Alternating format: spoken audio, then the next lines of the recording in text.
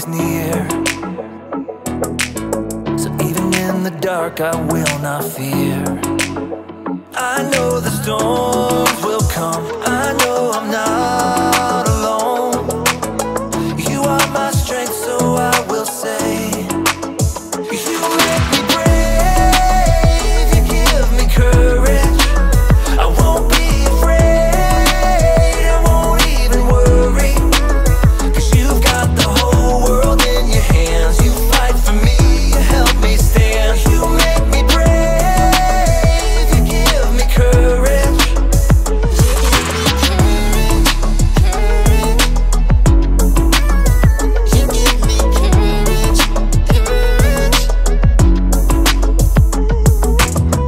Oh God, you always bring me peace. You are a fortress around me. Even when my heart breaks, even when there is pain, you will be my strength, so I will say, you make me brave, you give me courage.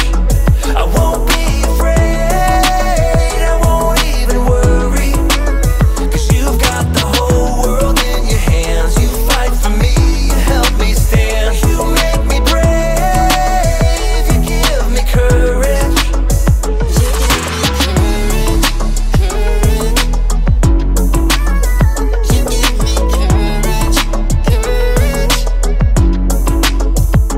I can do all things through Jesus, my Savior, who gives me strength every day, strength and courage.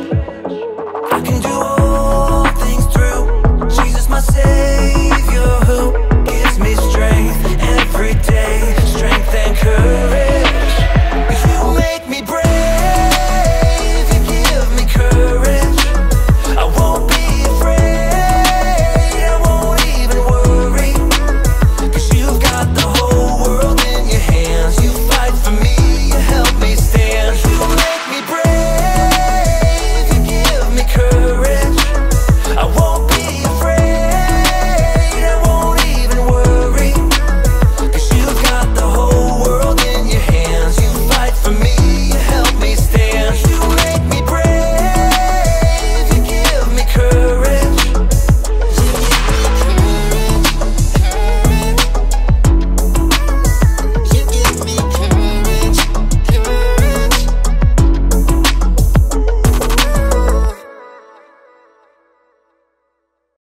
Here, kitty, kitty, kitty, kitty, kitty, kitty, kitty, kitty, kitty. Here, kitty. Come on, kitty.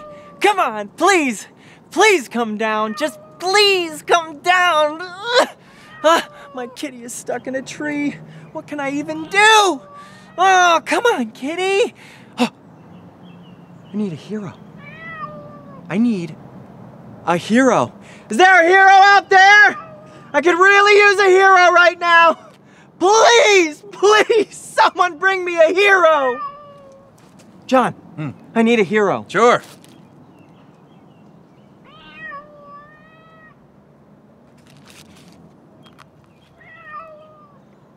Thanks.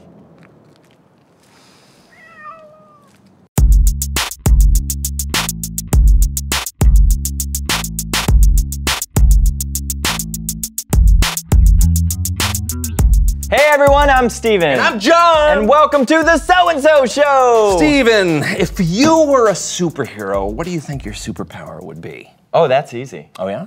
Easy? Easy? This is not an easy question. Oh, Steven. Okay, what would it be?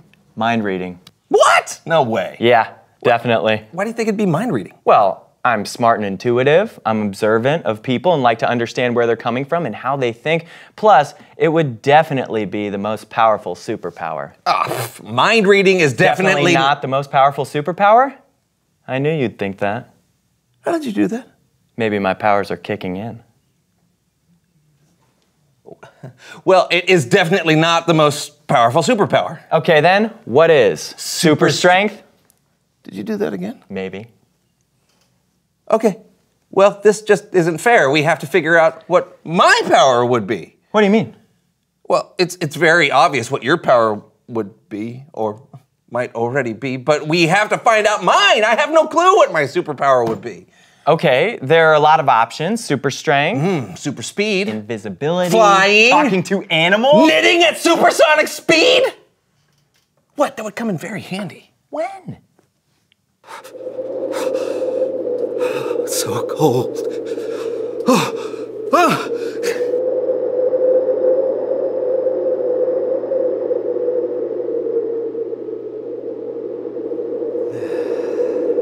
See? Yeah, well, the only way we can see what power you would have is to test them out. Oh, good idea. I like the way you think. I know.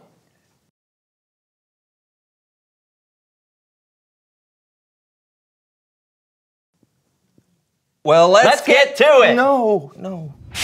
Kids, don't try this at home.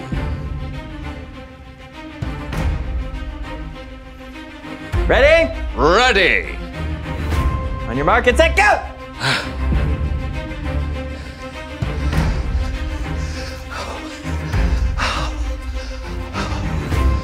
You didn't even... Well, it's not super speed. Ready. No.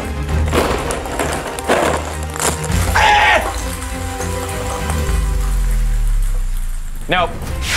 Wave your fin if you can hear me. Wave your fin. Swim to the top. Swim. I've never seen a goldfish do less. Nope. Okay, am I invisible now? Nope. How about now? Nope.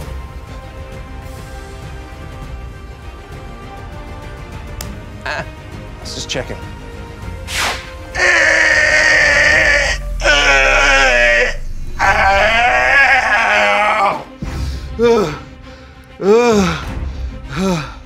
Let me just... No! It's Bible story time with Kellen. No!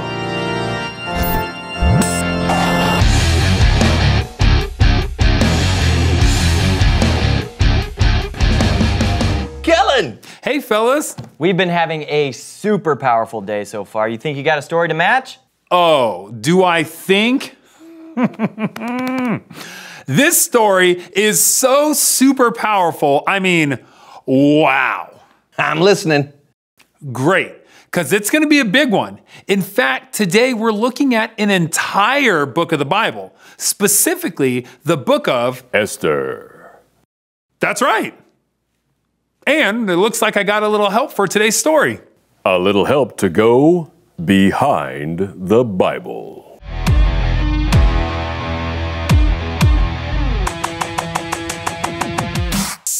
Esther was an orphan Jewish girl who was raised by her cousin Mordecai in the kingdom of Persia. You see, the Jewish people had been taken captive by the Babylonians, but later the Babylonians were defeated by the Persians. So that's who was in charge in Esther's day. And the king of Persia was King Xerxes. Yeah, I love being king. You know, it's just the best. I can do whatever I want.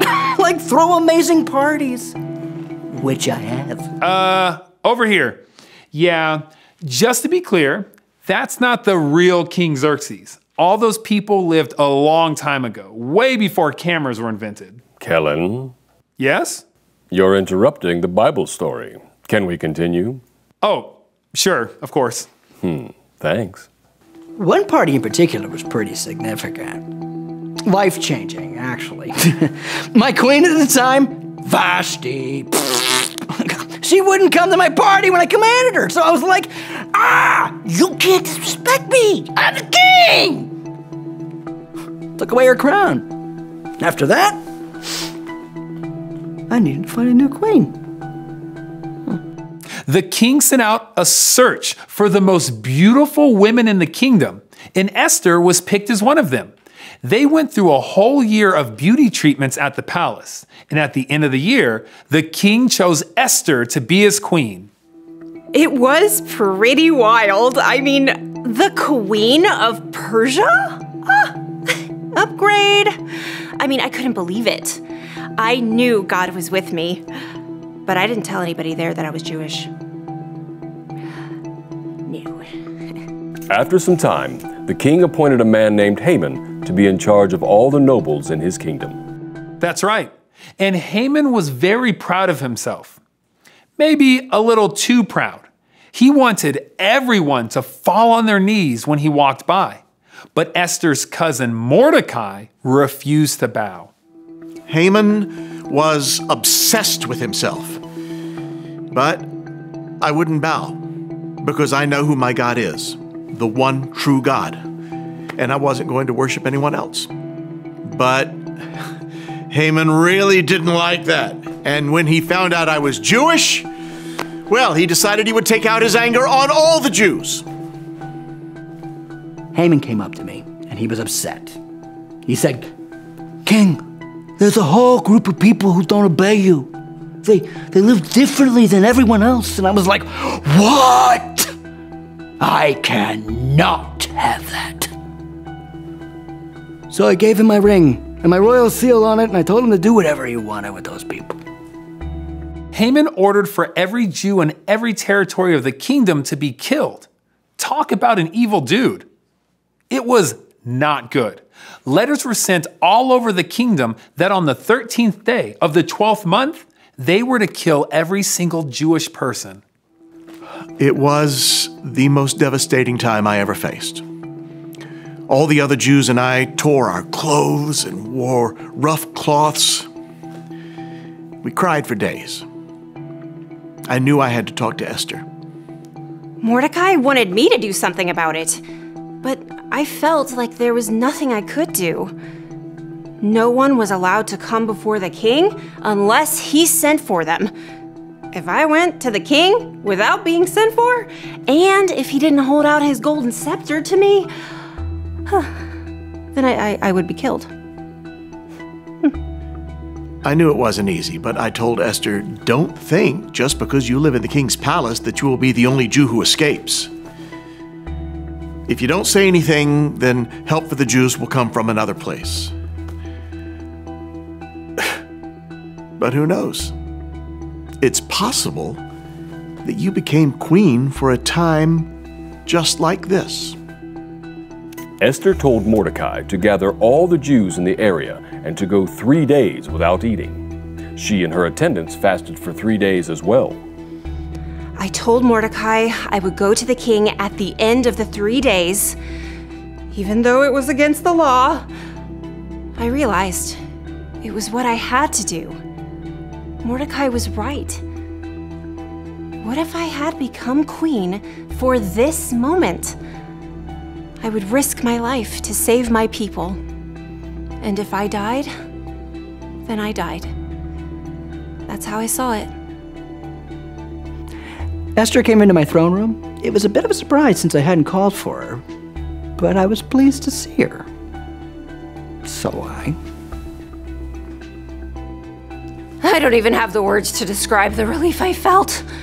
I just remember thinking, I'm not getting killed. Okay, I am not getting killed!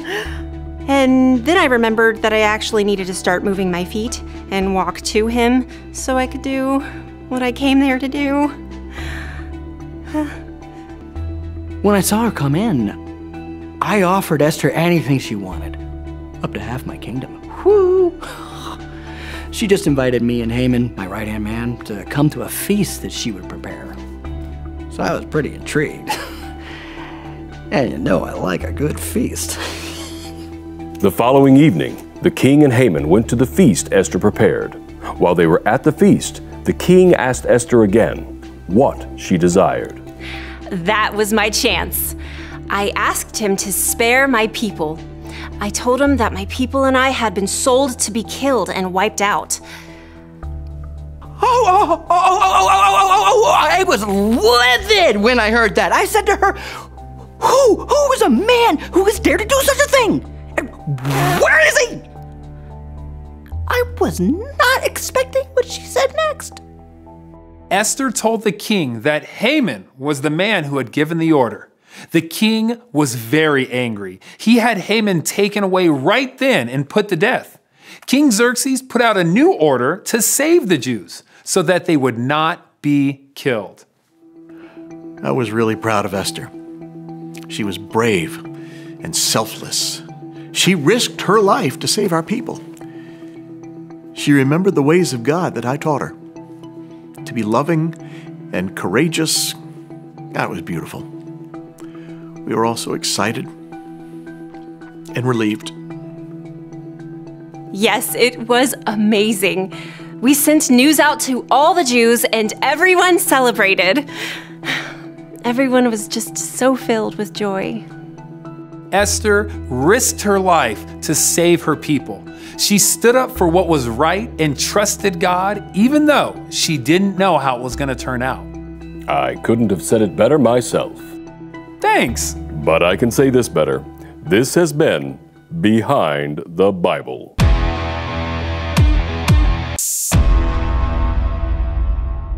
Whoa, Esther was so brave. Yeah. God was with her, and God is with us too. So we can be brave just like Esther, even if it's not in life-threatening situations. I feel more courageous than ever. Thanks, Kellen. You bet. See ya. Well, it looks like we're getting close to the end. Can you guess what I'm thinking now? You're thinking ham sandwich. How did you? Reveal the question! Oh, when have you done something you were afraid to do? Maybe you stood up for someone like Esther did, not knowing what other people would think of you. Yeah, or maybe you tried a new sport or shared a piece of art you made and it felt scary because you didn't know how people would like it.